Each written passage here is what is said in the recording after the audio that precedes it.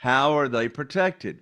It's a very conservative loan to value. So how are we protecting them? We don't borrow more than 75% of the after repaired value of a single family house. If you're a real estate investor and are wondering how to raise and leverage private money to make more profit on every deal, then you're in the right place. On Raising Private Money, we'll speak with new and seasoned investors to dissect their deals and extract the best tips and strategies to help you get the money, because the money comes first. Now here's your host, Jay Conner.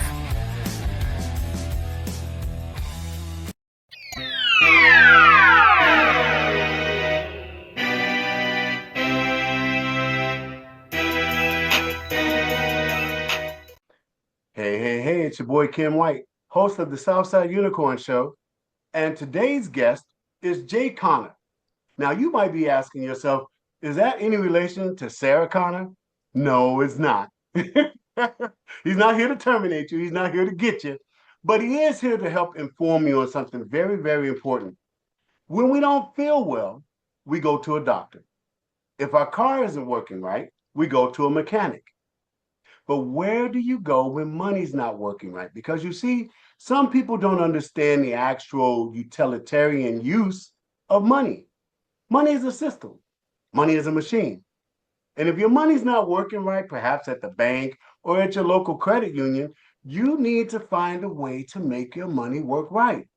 Well, today we have Jay Conner.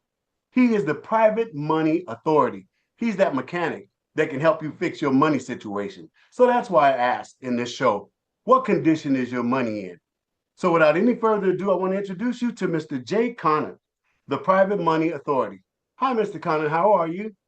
My lands, I'm doing fantastic. Thank you so much for inviting me to come along and be on your show and talk about my favorite topic, my favorite subject that I'm so passionate about, and that's private money. Why am I so excited about private money? I'll tell you why. Because private money for my real estate deals has had more of an impact on our real estate investing business than any other strategy that we've employed ever since we started back in 2003.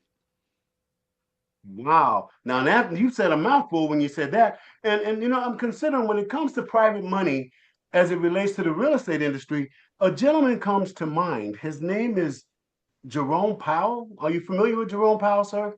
I'm familiar with the name Jerome Powell. Yep, he is the chairman of the board of governors that oversees the Federal Reserve. That mythical place that and it's not even a government entity, if I'm not mistaken. They're not the government, are they? Well, that depends on your definition of the government. The government tells the doesn't really tell the Federal Reserve what to do. They are their own entity, but the president can hire and fire whoever the president wants to run that particular department. So it depends on how you want to define part of the government. Okay. So since that part of the government seems to be acting pretty sketch, if you ask me, because with everything that's going on in our nation, the tariffs seem to be doing what they're supposed to do. Immigration is having an impact, and I don't think it's necessarily a negative impact, but that's yours truly, my own opinion. But I'm about to say, since the Fed and this Mr. Jerome Powell seem to be behaving sketch, and they are connected directly to what we consider the banking system, where real estate draws its mother's milk from it, which is money, I think it's time we start looking in other directions to get money for financing. That's someplace that I think you can help us with, is it, Jay? Oh my word, yes. Because in this world of private money and getting funding for real estate deals, it's got nothing to do with what mortgage lenders are doing. It's got nothing to do with what the Federal Reserve is doing. And here's why. The traditional way to borrow money is you go to the local bank, you go to the mortgage company, and you get on your hands and knees and you say, please fund my deal. And the traditional way to borrow money is, and this is stinking thinking. This is the old way of thinking. The traditional thinking is whoever's got the money to lend makes the rules, does the underwriting, sets the terms, sets the interest rate. But guess what? In my world of borrowing money, I make the rules. I set the terms. I'm my own underwriter. And here's the difference. Instead of applying for a mortgage or asking for a mortgage, I'm offering a mortgage. You know, I've got 47 private lenders right now funding my real estate deals.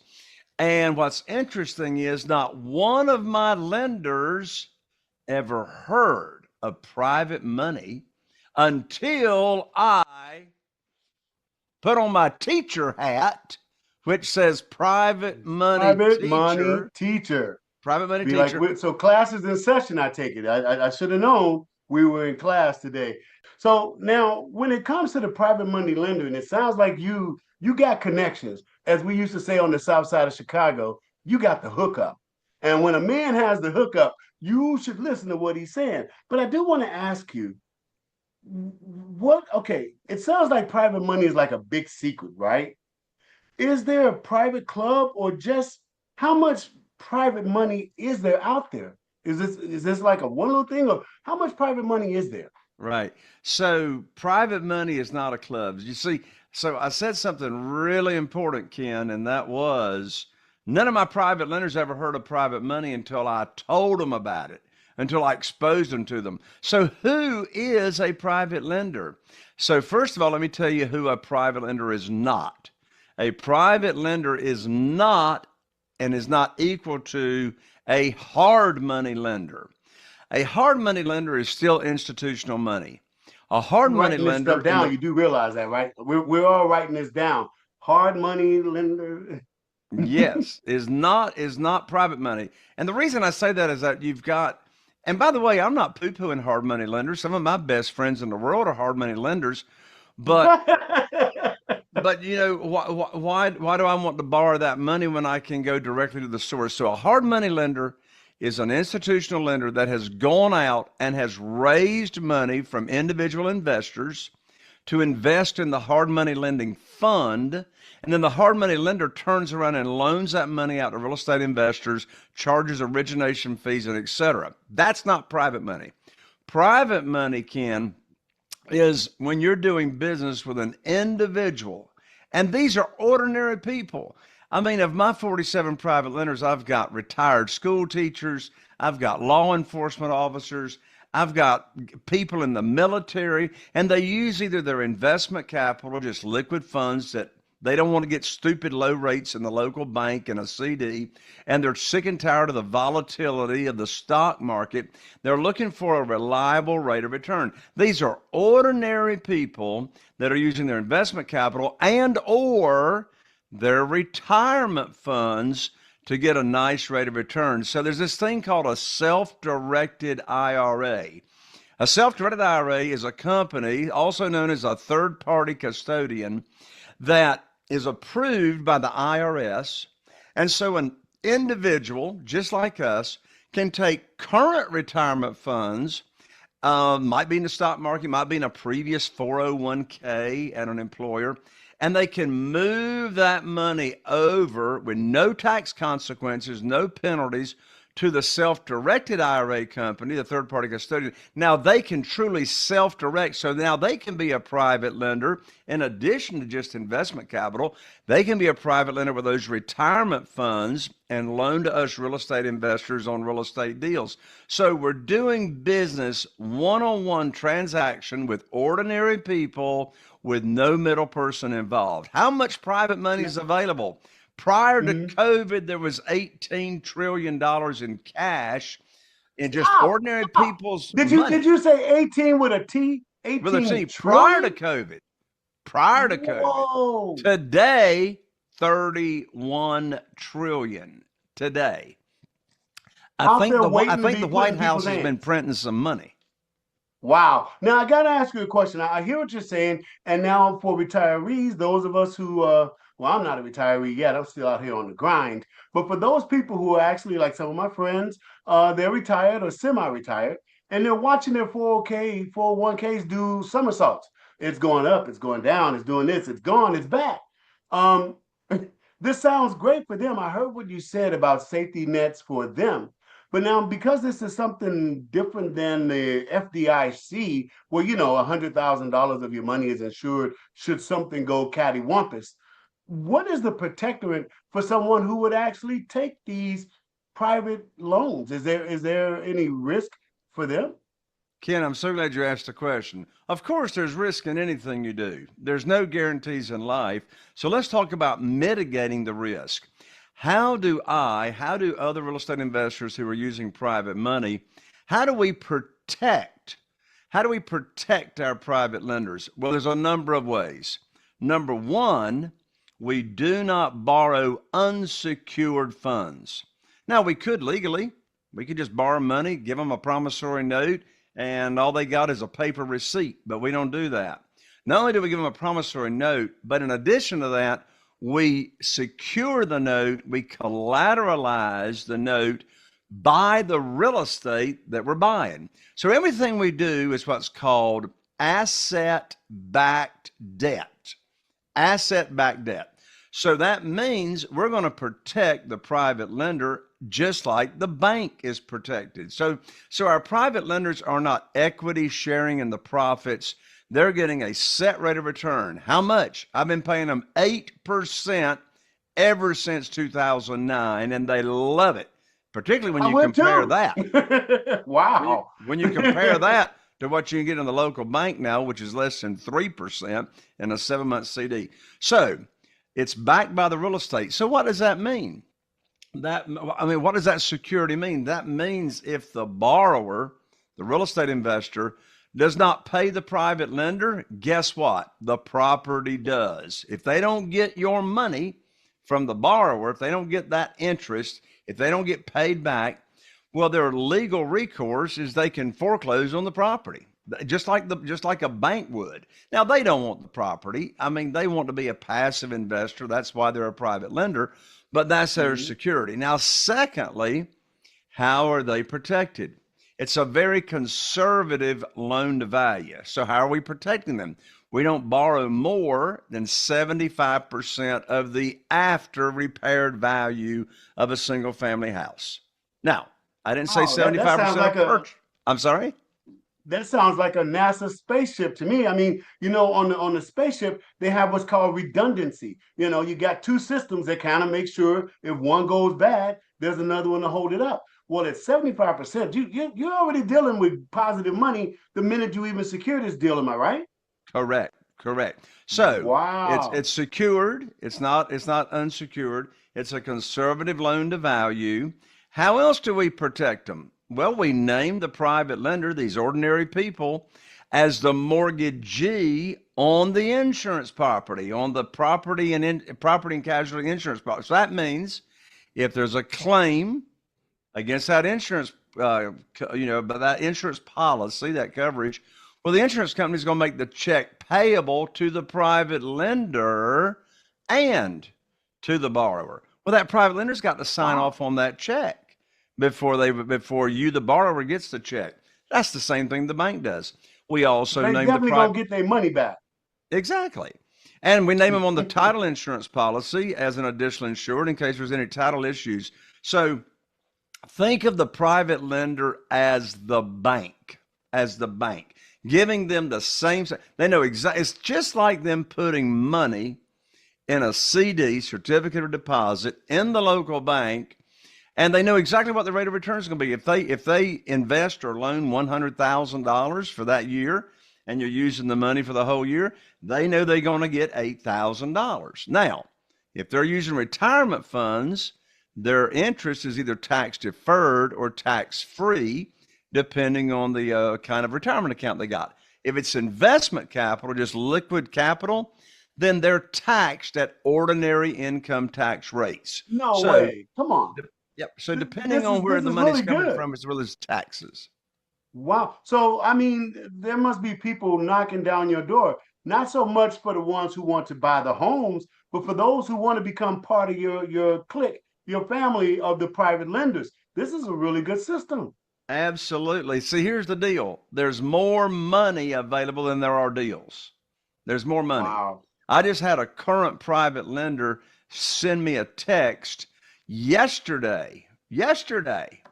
And he texted me, he says, "Hey Jay, I just came into 295,000 more dollars. How soon can you put it to work?" Right? I got another call 2 weeks ago from a current private lender. He's got an additional 300,000 wants to invest.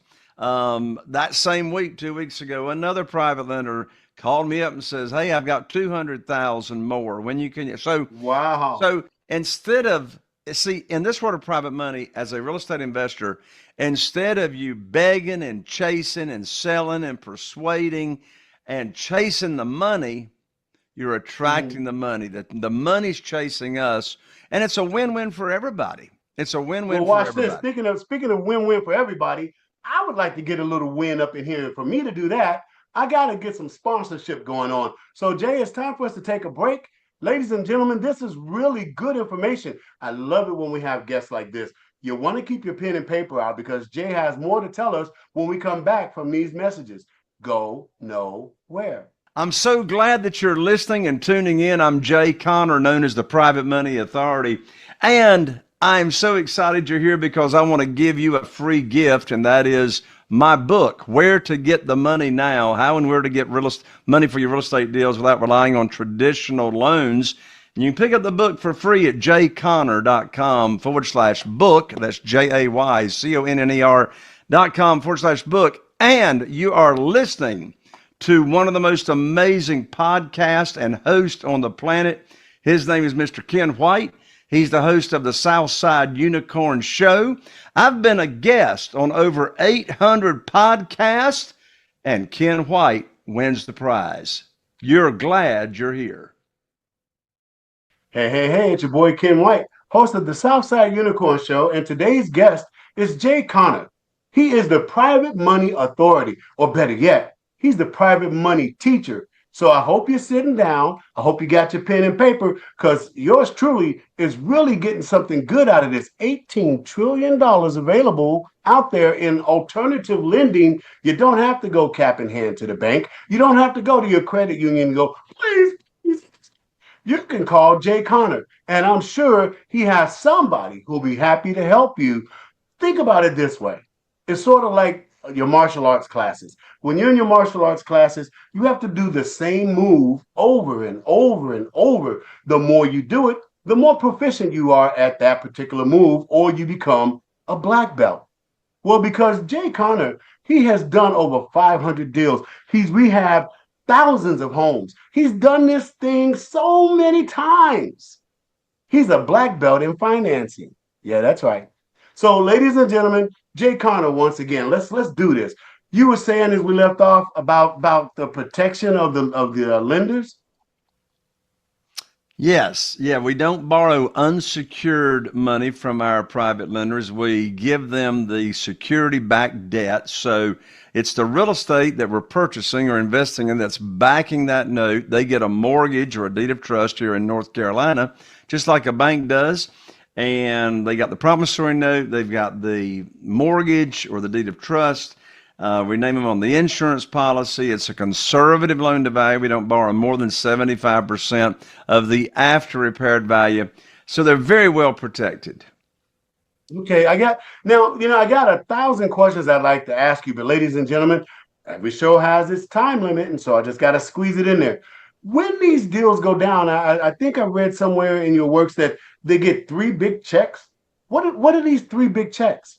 Yeah, well, actually, it's us, the borrower, that gets, we can get multiple checks. That's why I love private money, because the traditional way to borrow money for real estate is you only get 1 check, and that's when you cash out.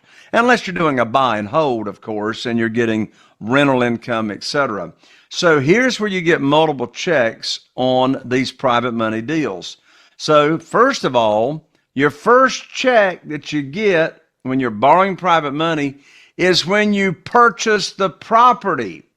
Yes, you actually get a check when you buy. And how in the world does that work? And you take none of your own money to the closing table. Here's the question: who wants to get paid to buy properties, right? So Ken the host wants to get paid to buy properties. So let me give you an example as to how this works.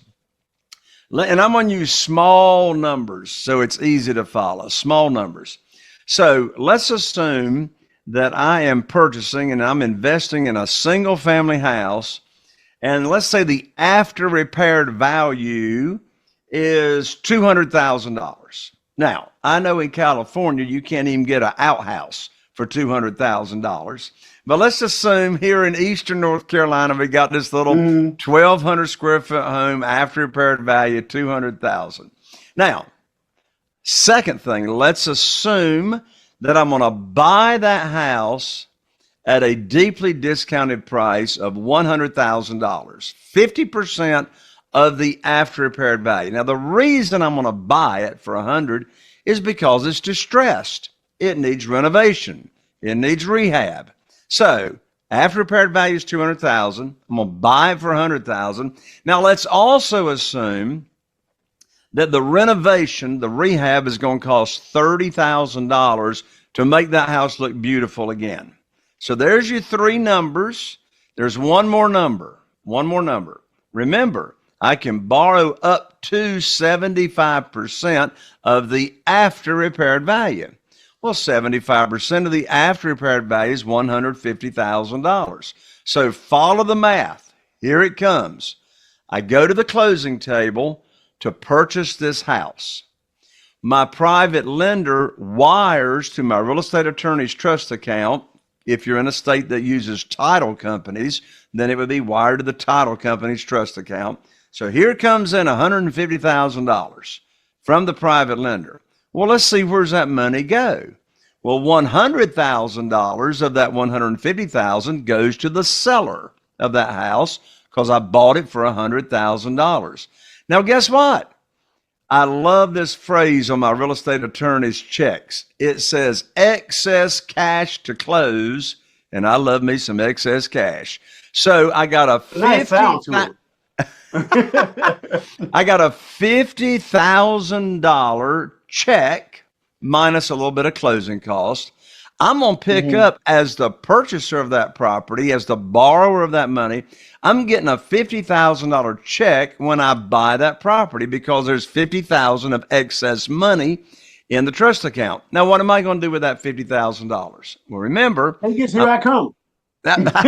So remember, I'm going to take $30,000 of that $50,000 for the renovation, the rehab. Okay. Now I have an additional $20,000 left over, minus a few closing costs, like I mentioned. I got an additional $20,000 left over that I can use any way I want to. Let's say my private lender needs monthly interest income. So instead of letting the interest accrue, which you can if that's okay with your private lender, but some of my private lenders need the monthly income.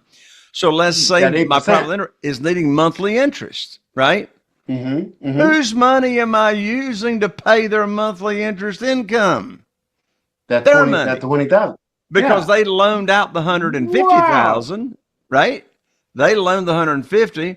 Now, so that cash flow. So let me ask you a question, Jay, because I'm sure my audience is feeling this, and I want to make sure that they get some of this.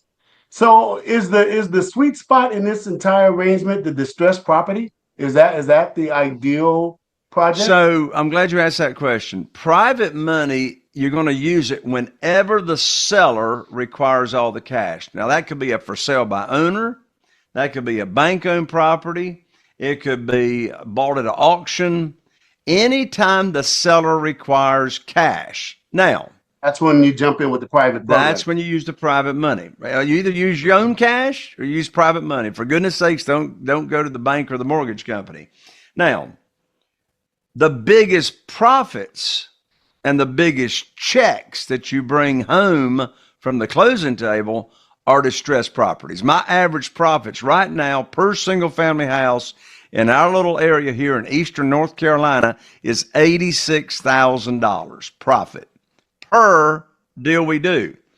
Now, the reason that's the average. Why do I feel stupid still being here in California, scratching and scraping every day? I mean, the production assistant, Connie, she's living in the filet mignon of Southern California. She's over there in Orange County.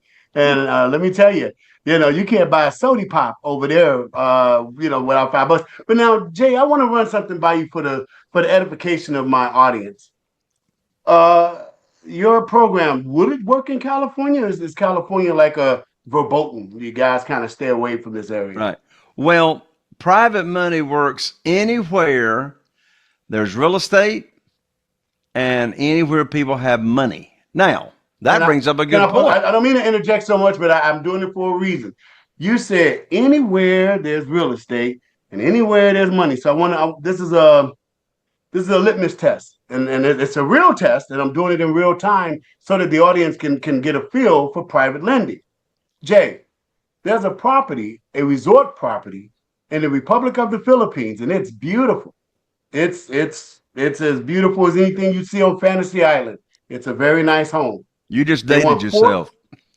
Yeah, right. It's valued at 45 million pesos. Now, I spent some time in the Philippines. That converts to $1.5 million in American cash, right? American money. Say somebody wanted to do a deal and they said, if you give me $1 million cash, which is half a million on the table, like I just learned from you, right? Is that something you could touch? Is that something you could do? Absolutely. I've got multiple private lenders that have more than $1 million with me. Now, that brings up another good point. You can have more than one private lender funding the same property. So, how does that work? Well, you could have one private lender in first position, a first lien on that property. You could have another private lender in second position. That's called a junior lien. And here is what you want to watch. Wow. There's this thing called total loan to value. Total loan to value. So what is total loan to value? Total loan to value is when you add up all the notes from private lenders that are being secured by that one property, and you still don't want all the notes to total more than 75% of the after repaired value. That way it keeps it a conservative investment. So if it's meant for you to have a home, if these people want you to have the home, going with a private lender system, like you're saying, it's almost a guarantee you're going to get that home. Oh, sure. Oh, and that brings up another point. You're asking the best questions, Ken. So that brings up another point. So I'm getting ready to say something, Ken. I'm getting ready to say something. I'm going to take a little risk. When I say this. But have you ever heard this? The real estate investing guru on stage, teaching, educating an audience of real estate investors. And the guru says, oh, just get the deal under contract. The money will show up. Have you ever heard that? Yeah. The check's in the mail. That's basically, yeah. So that's the most stupid thing I ever heard in my life. Where's the money going to show up? Has money got like legs that's going to come run you down? It's like you get a deal under contract, right? You get a deal under contract and like a box full of money just drops out of the sky at your front door. No, that's why I practice and I preach the money comes first. Get the money lined up first. And listen, here's a big tip. Here's a big takeaway. Here's a writer downer for all of y'all taking notes. Quote unquote, desperation has a smell to it. Desperation has a smell to it. Deep. Now, wow. What am I talking about? You see, a lot of real estate investors are taught you got to pitch deals. You talk about the opportunity for the lender to invest in this particular deal. And listen, you already sound desperate if you're trying to pitch a deal. So I practice and preach, get the money lined up first. Offer your program, teach your program like I did and do, without any kind of deal attached to it. It's the same program. Every word that's coming out of your mouth, Jay, I'm learning. This is incredible. You make me feel like being a podcaster is not what I want to do. I want to get in on this real estate stuff. I am so sad that the show is only 30 minutes because there's a wealth of information you have inside of you, and it's just bubbling out. So now, if people wanted to get in touch with you, How are they able to do that? How can we reach you?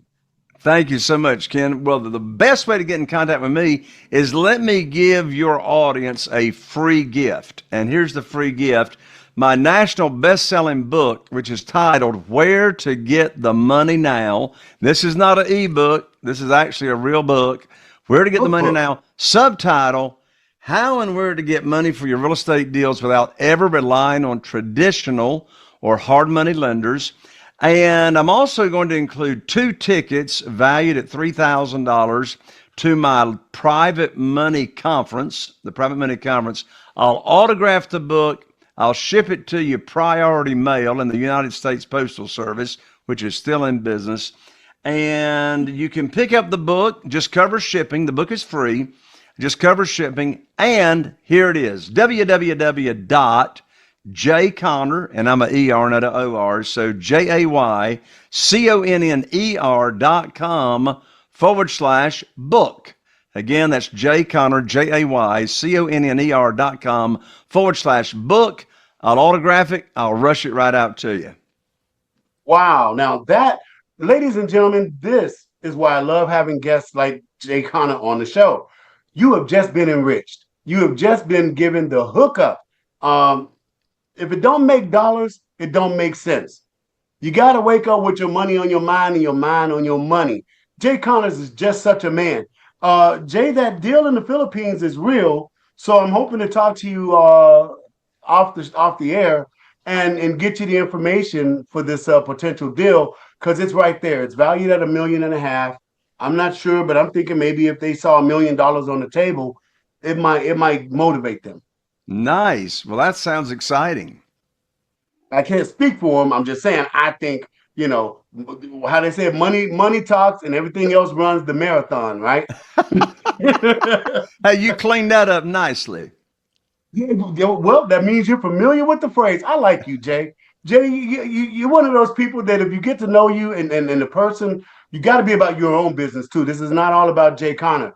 If you're going to deal with such a man, you better come correct. Have your chips in order, have your ambitions straight, know what you're doing, go into it with your eyes wide open. But somehow I think if you work with Mr. Jay Conner, you've enriched your life incredibly. Ken, thank you so much. You're welcome. Hey, listen to me. There's no place I'd rather be. There's nothing more I'd rather do than being right here doing this show for you. I'm Ken White with Jay Conner, and we are out.